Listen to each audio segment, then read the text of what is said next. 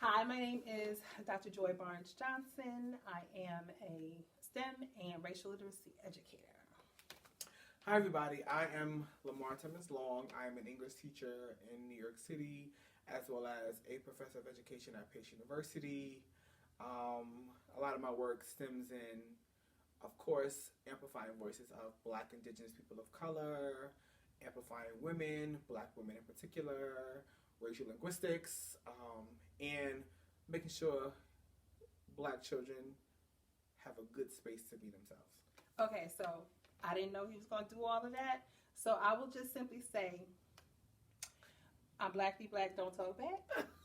And I enjoy teaching high school and adults at Morgan State University, as well as in my community where I work Monday through Friday, 180 days a week. 180 days a year. Yeah, y'all know what I meant. So we're here today to not even present, but to have this conversation. I think a lot of times in PDs, it's always filled with PowerPoint and slideshows, and we wanted to model authentic conversation around topics centering Black educators, educators of color, and children of color. And so this is not going to look like the traditional PD, right? But we are going to drop gems to help anyone watching be their best selves for their students. And we hope that you walk away with something fresh and new and something that sparks your heart even more so that you can go forth and do great things for our kids. And finally, I think it's important for you to know that we are together in our home, but we have been safely vaccinated, and we even still are respecting COVID protocols, spacing ourselves apart with the intent to share and be physically distant while we are socially together, recognizing that we need to appropriately describe with appropriate language what's happening right now. Right now, we need to be socially close in order to fight the good fight. The good fight. Mm-hmm. And so we hope to talk a little bit about all of the random things that are in our home and reasons why we wanted to be together today.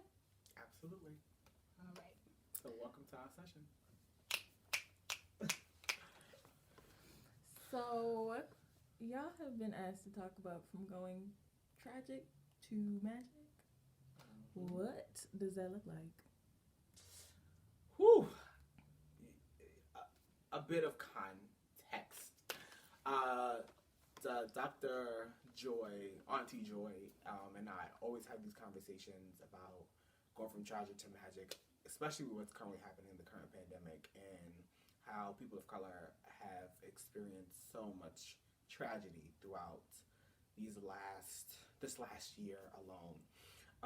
But yet we are Black people of color are always in this space while we're dealing with hard times, while we're dealing with tragedy. We always find ways to liberate each other and pull out the magic in each other. And so we kind of wanted to have this conversation of what does it look like? What does it take? What does it mean to go from tragic to magic? You know the hashtags Black Girl Magic and Black Boy Joy, and how have we been experiencing that throughout this pandemic, and then how does this also look like with our students as well? And so I think for me, when I hear tragic to magic, I think about how we are consistently, even when things are going well, Black folk, we're consistently dealing with something, right? Whether it is the death of one of our brothers and sisters, or the murder, I should say, of one of our brothers and sisters, whether we are dealing with poverty, whether we are dealing with the inequities that happen in our schools, and yet we still have to come in and create spaces for our kids to thrive and survive, right? We have to create spaces that are magical for them to do the type of critical thinking and creative thinking we want them to do. We have to create spaces where they can fully be themselves authentically. And so I think for me, it's very, the transition from one to the other is very centered in the space being created for yourself and your children. Absolutely. And I mean, I'm borrowing from something I heard Ruha Benjamin say in conversation about this time. Mm-hmm. And she was describing how we go from being the tragic Negro, let's say the child that's been murdered, mm-hmm. and calls for his mother, mm-hmm. to the magic Negro, let's say the Capitol police officer who very intentionally mm-hmm. averted harm mm-hmm. to people who do not chambers. Fully, yeah, mm-hmm. who do not mm-hmm. fully represent him mm-hmm. or us, right. But this narrative that's so deeply embedded in our pain, in our trauma, mm-hmm. and in stereotypical representations of us. Right. And so it's like, wait a minute, we need to go beyond other people's gaze. Mm-hmm. And so how do we do that? And I think it's really important that we tap into, we as Black educators tap into what we know is keeping us. Mm-hmm. And so it's like our language, the parts of us that are 100% blackity black, mm-hmm. right? Like mm-hmm. You have no idea. When I think back to when did I know that I was magical? Mm-hmm. And I say to myself, well, it was probably when I read Ego Tripping, right? It's so interesting that you say that, because I'm currently in this unit where my students we are celebrating the essence of Black womanhood, and we just finished reading Ego Tripping, and the conversation that they were having as young men, understanding or figuring out that they need to transform their own thinking and how they treat women and the community itself, right? And I think, like, you said something very key, like our language. Dr. April Baker Bell is all about amplifying Black language, yes. right? And understanding that our language has the syntax, the grammar, everything that you would need in order to speak this British English that they wanted us to speak so much, right? Where I could sit on a block, right, which is also a street, and I can have this conversation with my homies that I grew up with, my friends, and we know exactly what we're saying. But I think, and with that, I challenge white educators to become aware, right? And I challenge white educators to become aware. I'm not asking you to be fully inundated in Black culture and Latinx culture and indigenous culture. I'm asking you that you have this level of awareness when you're doing your homework, to do a lot of unpacking of your own thinking and what you may have thought was correct, or and allow people of color to really, be themselves in the spaces that are necessary, and understand that if you just step to the side a little bit, right, and let people of color come into spaces fully authentic, how much you could learn from us, and how much we are thankful that you're in these spaces and willing to take a learner stance, right? Because then when you take a learner stance, you really get to see the magic that we have, mm-hmm. and you understand how important and imperative that magic is for us to thrive, and how that magic is necessary for our kids to experience in their classroom settings and classroom spaces, because when they walk away from us, when they graduate and they go on, we want to make sure that they're fully ready to be this global citizen of society, and that they understand that their work, their culture is centered in everything that we do. But wait, Lamar. All right, so you were reading Octavia Butler. Yes, last summer. Yeah. Right. Right. And I remember saying, now, okay, I teach chemistry, mm-hmm, mm-hmm. So picking up Octavia Butler, mm-hmm. even though I think I've known about a Black canon of mm-hmm. magical mm-hmm. Black women. Mm-hmm. So I read Nikki Giovanni in mm-hmm. high school. That's mm-hmm. how I knew Ego Tripping in high school. Mm-hmm. What kept me from reading Octavia Butler was this mysticism that I didn't really understand. Mm-hmm. So where can we reclaim some of that? I think And so it's interesting you ask a question like that, because I too was very afraid of Black Afrofuturism, Black fantasy, this mysticism. Reading Octavia Butler's A Parable of the Sower was, I feel like she was on Earth way before her time, because she was really able to tap into the current things that we're experiencing. But I think like that comes from, that's ancestral, right? And that's also a part of the magic that Black people have, right? And also the magic that like groups of color have, right? Because we have, if you really dive deep, right, we, not only are we our ancestors' wildest dreams, right, but all the different types of cultural aspects that they taught us that we may have lost sight to, we're now in a space of trying to gain that back, and then figuring out how to bring that into the classroom as well. And so, like, you know, to know me to know I love Lovecraft Country on HBO. To know me is to know I love that show. And I love Hippolyta. She's my favorite. Hippolyta and Dee. So the mom and the daughter are my favorite characters. And I think what really sparked my love for this again was watching them and seeing their journey as mother and daughter, but as a Black woman and a young Black woman, right?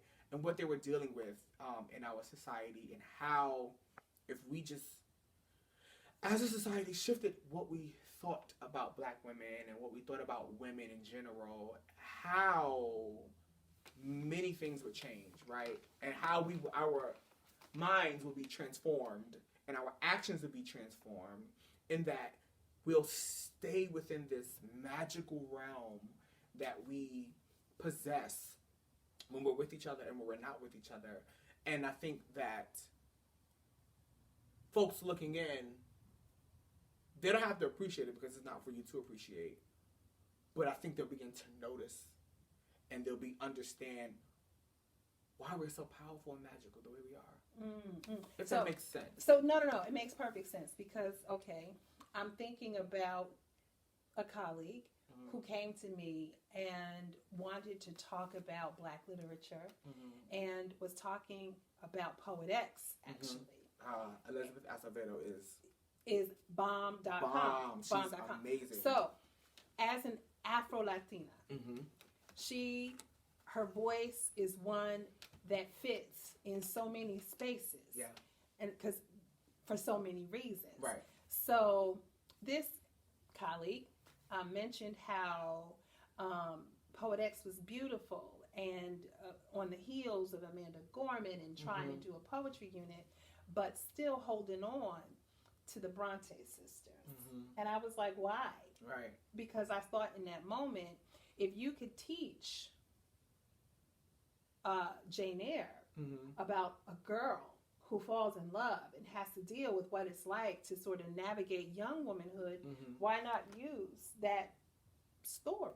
I was like, right? And so this idea, and I think in that moment, that transformed the way this colleague began to think.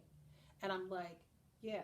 And so how do we go from tragic, our pain, our suffering, into the magic which liberates us? Right. I'm thinking back to the first time I read Beloved, which would have been like 89 maybe, 87, 89.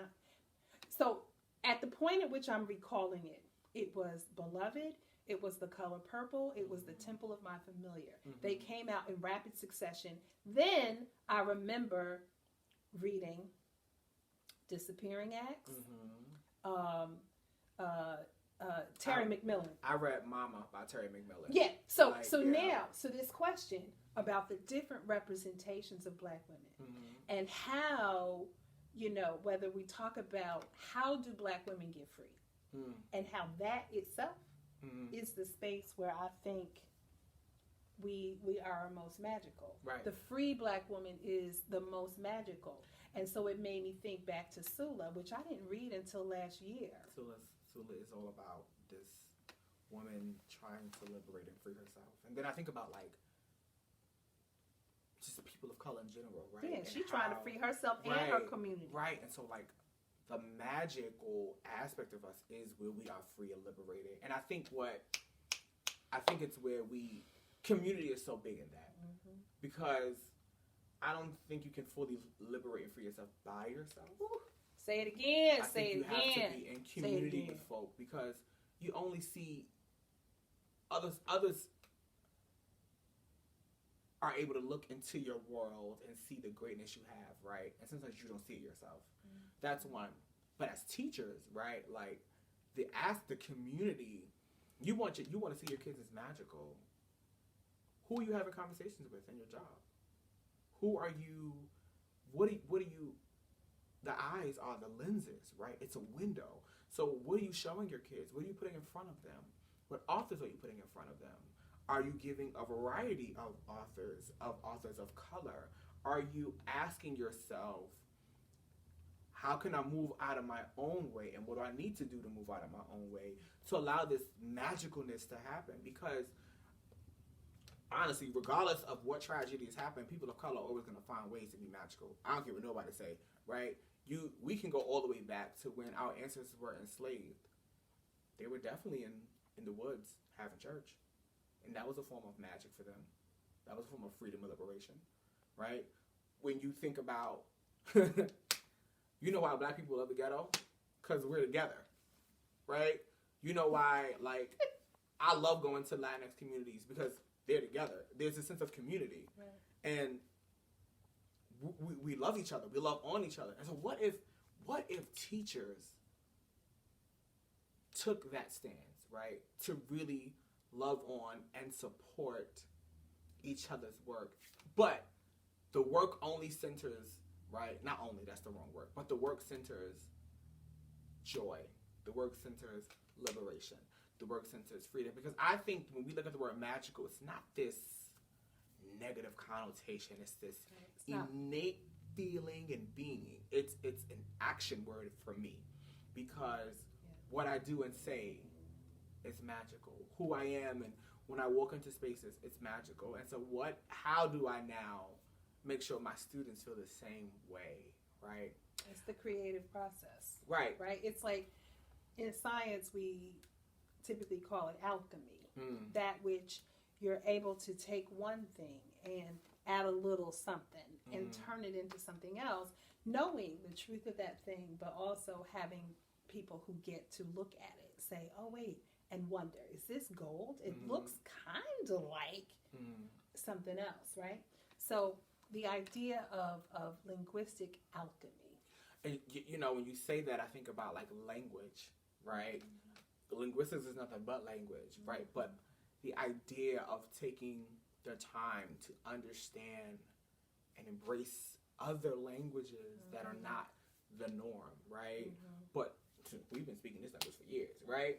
And I also think about, like, writing, when kids are writing, and how you want them to sprinkle a little bit of their personality in their writing. You want them to sprinkle their experiences in their writing. You want them to, you know, Dr.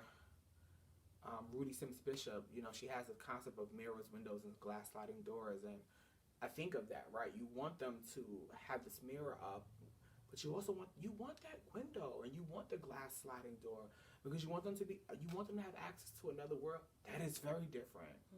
Because then they get to see, we're so different, yet we're so similar at the same time. Or we're so different, but that's okay, right? And the beauty and magic in that, right, is that I love talking to people that's so different from me. Because I want you to know, and I really, like, challenge white educators to, like, what are you doing to free yourself? What are you doing to free yourself out of the day in and day out of what it is to be an educator? What are you doing to really allow yourself to do whatever unlearning you need to do? Who are you talking to? What kind of conversations are you having? Right? How are you allowing yourself to say, forget all that I've learned, right? Forget what's behind me and let me move forward, right? How do you do that? Because I feel like as people of color, that's all we do. All we do is move forward, right? We want to help our kids understand that.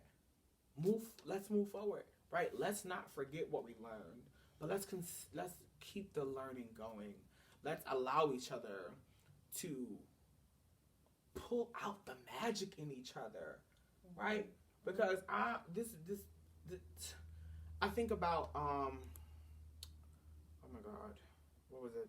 I think about Hippolyta from Lovecraft, and I think about, I can't think of Lauren from The Parable of the Sower. Okay.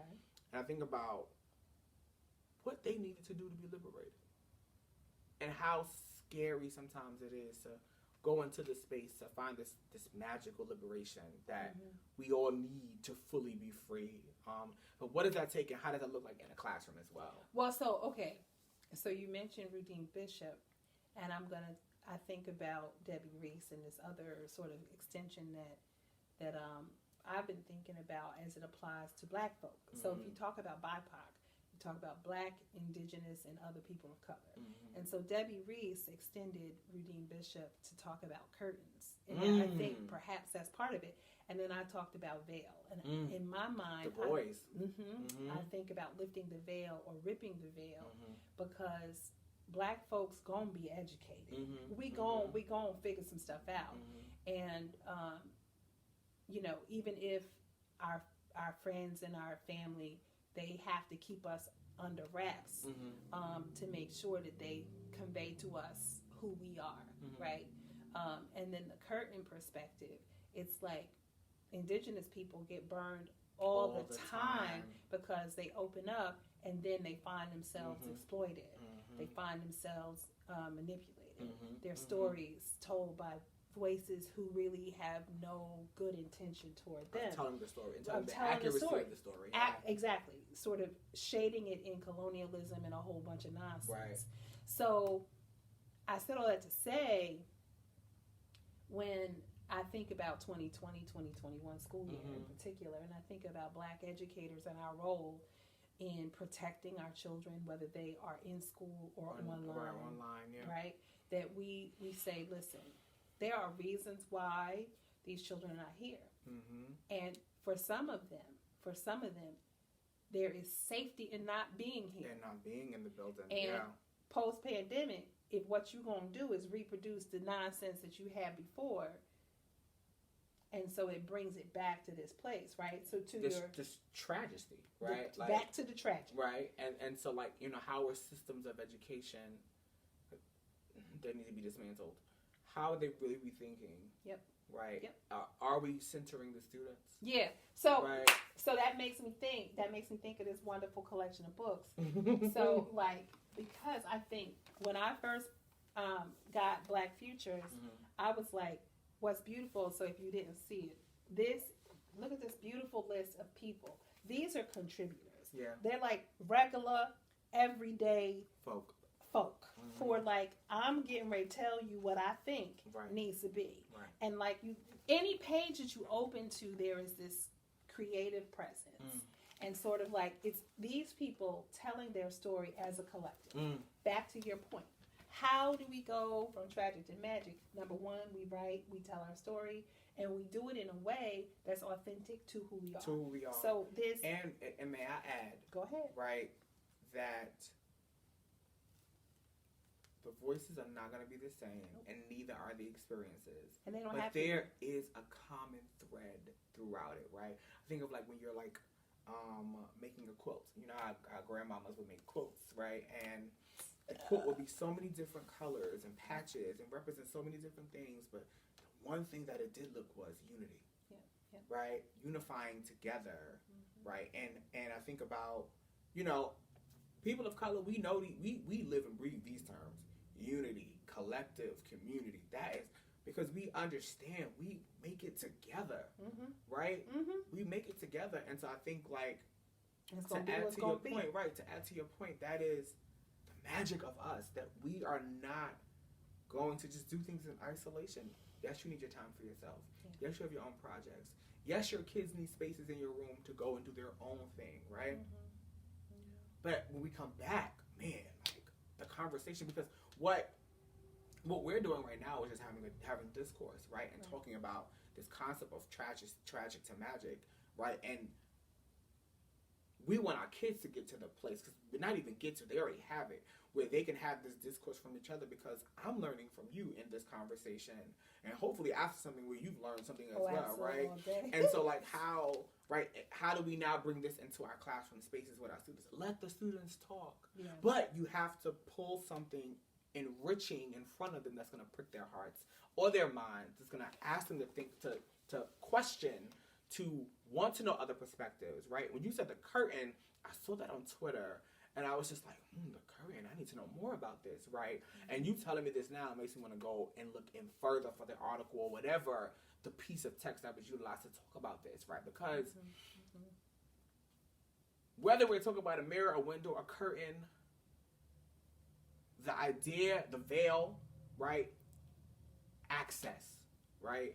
And I think that I really want teachers to when they bring these text, right? Whether it be a video, a tangible text, a book, whatever, into the space, what are you, if you're consistently focusing on the tragic areas of Black, Indigenous people of color, you are not doing your job right. Mm-hmm. If you are not centering our magic, our joy, if you are not centering our authenticity, if you are not centering our genius, Dr. Goldie Muhammad, her entire book is all about genius, centering the genius and joy of children. Yep. Right? And so she has her 5 pillars in her book that she talks about when we're designing units of study.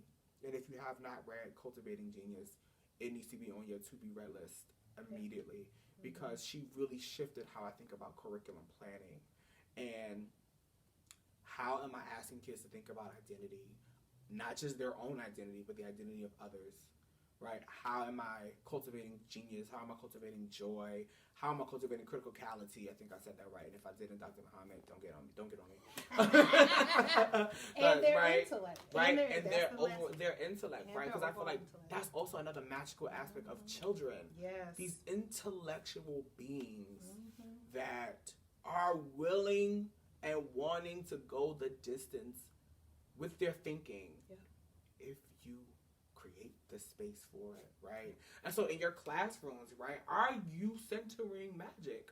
Are you creating a space that is magical for students to do some deep thinking, to do some critical thinking, to have conversations, to have discourse, to write, not to a certain level of standard, because we know we got to meet state standards, but I mean, they could still do any form of writing to meet those standards.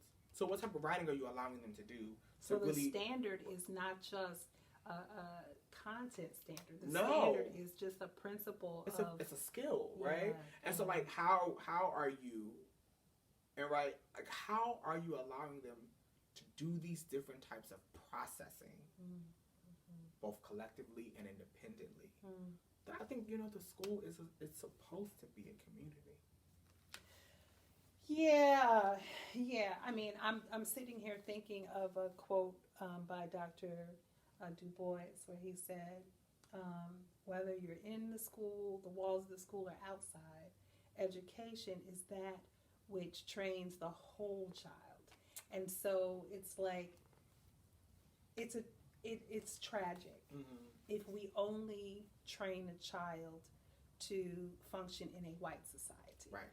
It's tragic if we only force children to go to school so that they can be complicit with our laws as adults. Right. It's tragic to think about training child only to be workers. Right. Or to pass a state exam. Right. And I think about Dr. Cornel West did a video on YouTube where he talks about what education really is. And he was like, learning and educating are 2 different things. Absolutely. Right? And so like, it's tragic to have a space where kids are just learning and not really being educated, because education is tied to freedom. Right? And so you have this idea but you got to think about, how are people of color typically free? Not typically. What are ways in which we're free? The arts. Right? And so, right, painting, and dance, and building, and sculpting, right? And like, he was like, that is when you capture the minds of kids.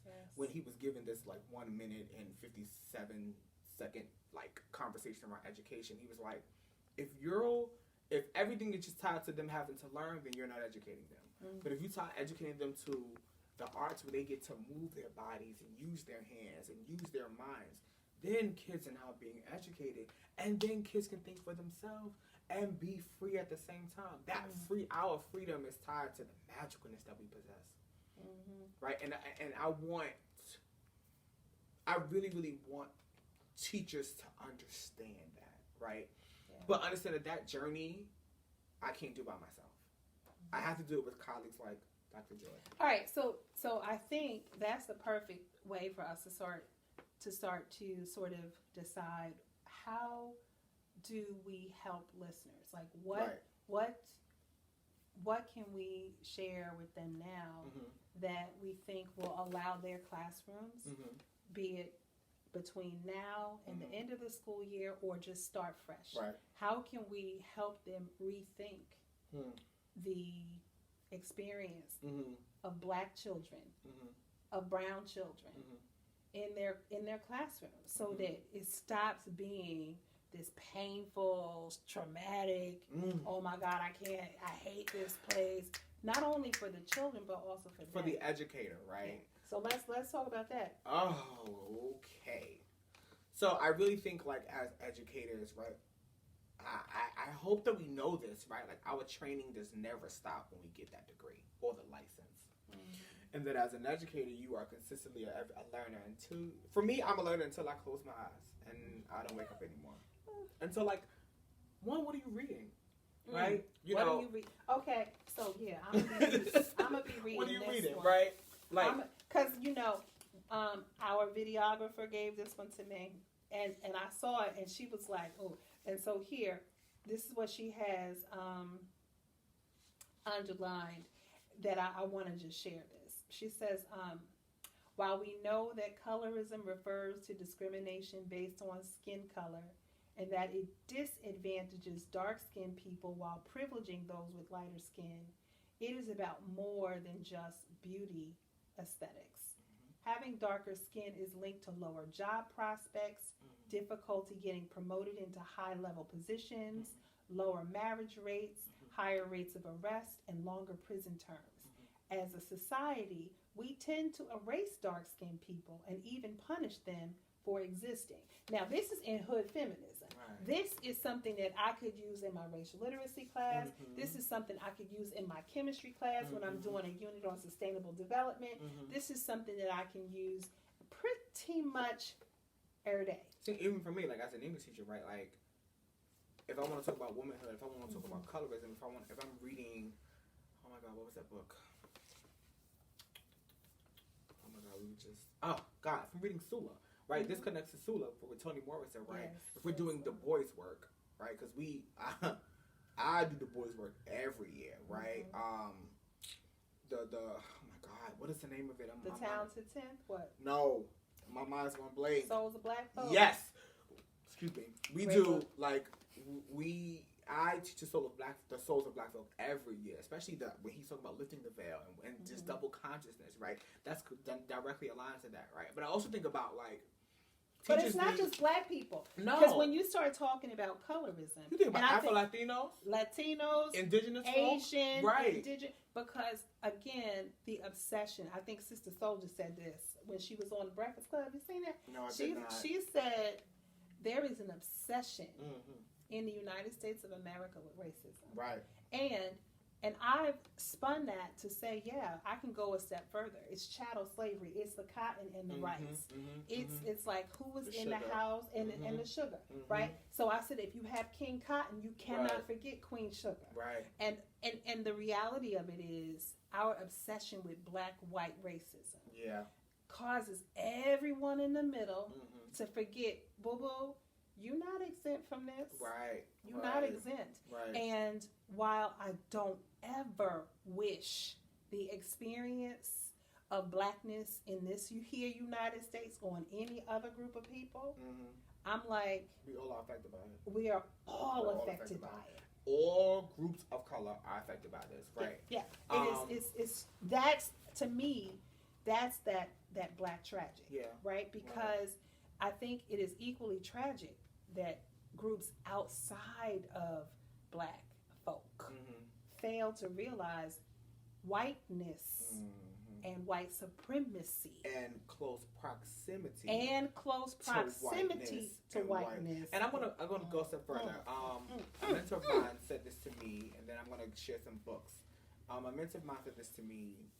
You know, sometimes he gets very annoyed with the word supremacy because white folks feel they're supreme, but they're really not, right? But they've created systems and spaces where they can think that they are, right? But they're, I know I'm saying it wrong, so forgive me, but she was like, no, he was like that. His professor said white thievery because they stole so much, and they consistently steal so much from indigenous communities, from black communities, from Latinx communities, from Asian communities.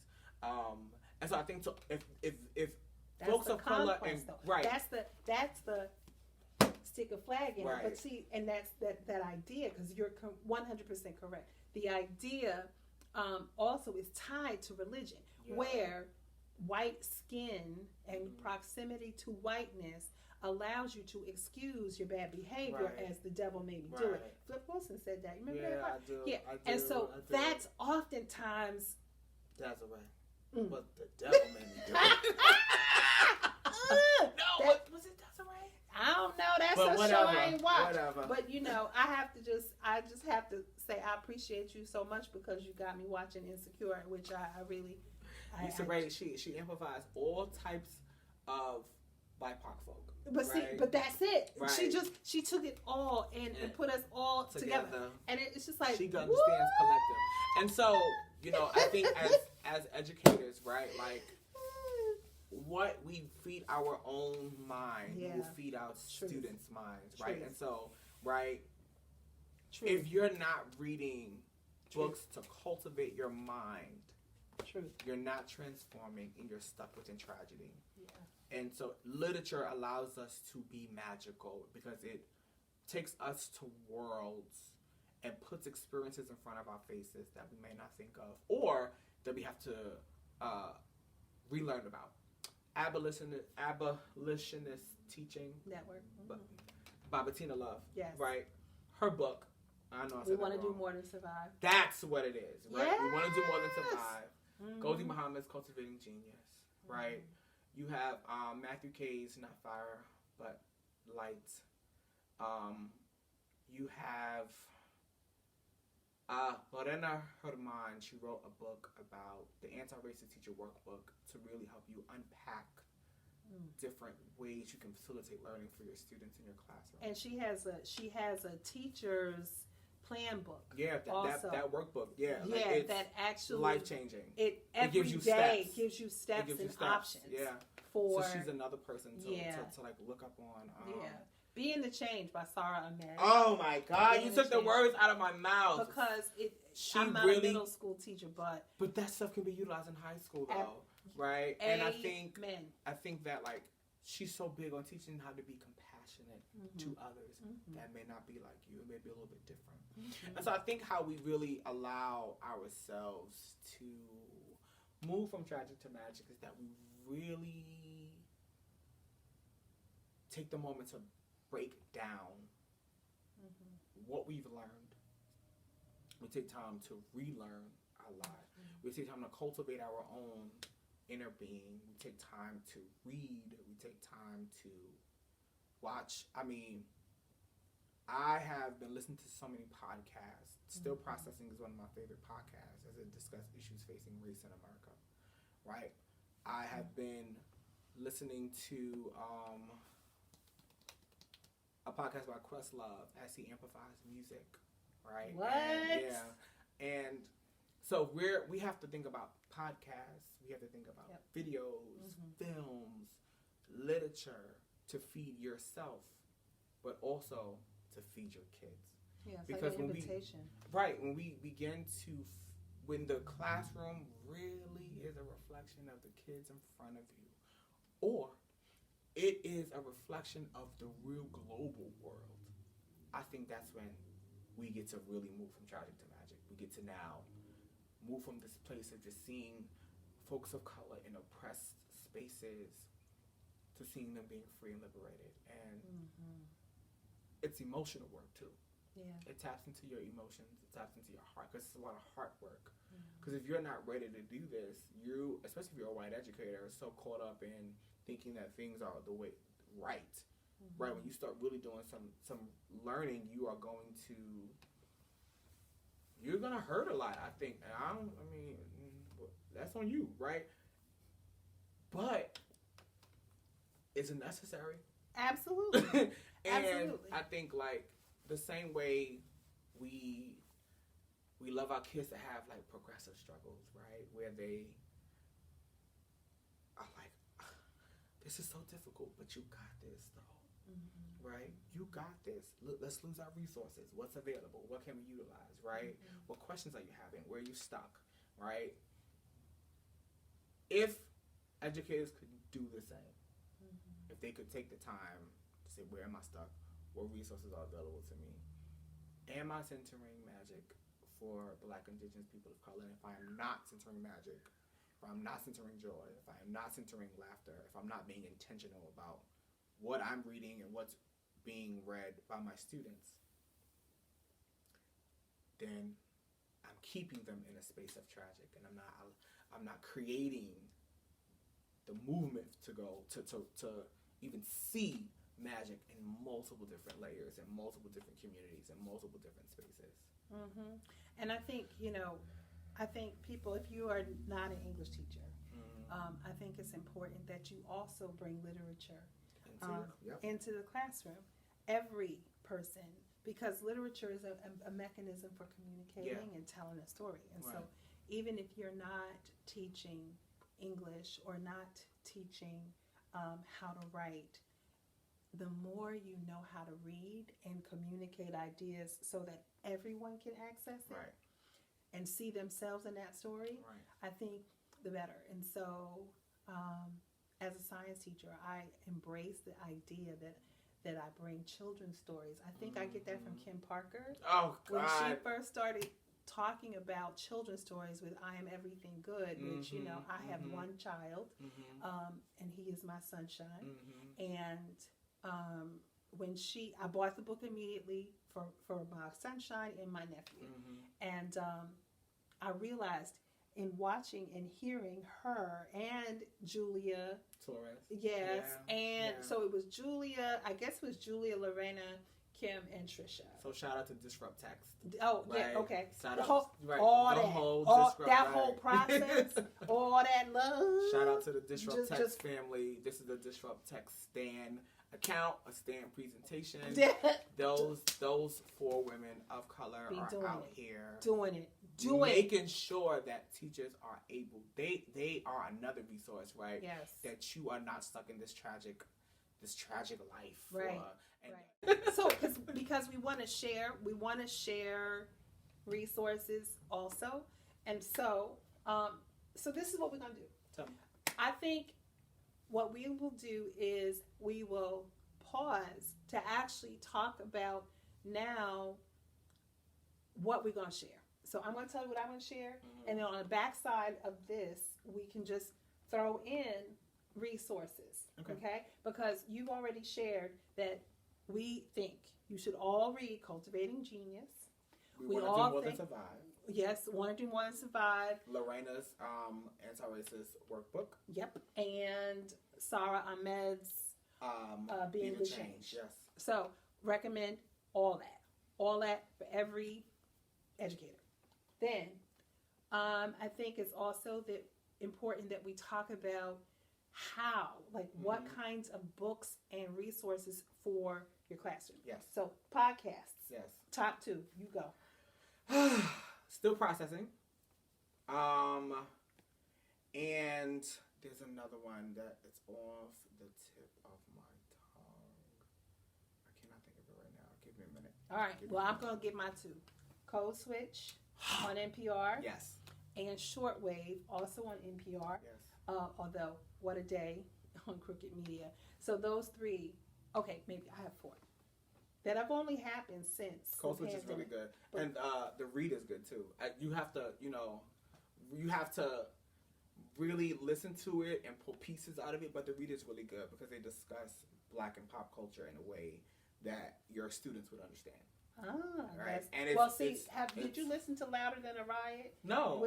Louder Than a Riot was about the tragedies of hip hop. Right. Now, okay, hip hop for me was Sugar Hill Gang and KRS-One. Hip hop for me was, Biggie and DMX and Nas and Lauryn Hill and the Fugees, right? And so, and these are like text to bring, song lyrics and text to bring into your classroom spaces. So I think that every educator needs to have a go-to list of podcasts. Absolutely. And then finally, I think go to binge watch, right? That you can because right, especially in a pandemic, right? What are kids doing? Right. A lot of them. Okay, and so I'm gonna do mine. Go ahead. The Avatar. That's you can watch Avatar: Last Airbender with Aang and with Korra, right. and you will have so much content. Yes. And the beautiful part about that is that it is so universal. Mm-hmm. The story is like so amazing because I heard someone say there are two meta narratives that exist in the English language. Hero comes to town and hero saves girl or something like that. And every possible story will fit into one of those two categories. And I'm like, so we can have non-white characters and still convey that canon, can't we? And so in those two series, I will hands down say binge watch those it'll take you 2 weeks, but binge watch those two and you will be there. So one is an old show from me, and one is a show focused on the queer community. So you cannot talk about magic or turning tragic to magic without watching Pose on FX. Oh. Pose really amplifies Black, Indigenous folks of color within the queer community, specifically the trans community, and those storylines are so universal that anyone can relate to them. Mm-hmm. Season 4, episode 23, If I Should Die Before I Wake. It is where they had to write their own eulogies, and so we talk about meaning and messaging, and there's another episode where it's in season 4 as well. I use a lot of season 4 because they're older but they're talking about real issues, mammy, right? Mm-hmm. Right. They're talking about race, talking about class, talking about identity. They're talking about sex. I mean, these are the things that's that Gina's rape. You know what I mean? Gina. They're talking about some real issues that are still relevant to today. That happens to all groups of color, and so A Different World and Pose are definitely two TV show sitcoms that I bring into my classroom. And so I mean, and that I help you see the transition from tragic to magic all day easily. I hope that this has been helpful to anyone that watches this session. I'm gonna give a few shout outs. Shout out to the Ed Collab for putting together a gathering for educators around the world to come together and to learn from and with each other. I want to thank Dr. Joy for opening your home for us to have this conversation and being open to having this conversation with me and being my thought partner in this. I could not have done this without you. I'm so thankful. And I want to thank all the students around the world because they are a precious gift to us. Especially now, including my precious sweet Kayla, our videographer. And we hope this has been helpful. So we will add resources and look forward to meeting you on social media and online. Yeah, I'm on Twitter. What am I? At TeachLTL. We can communicate there as well. Absolutely. All right.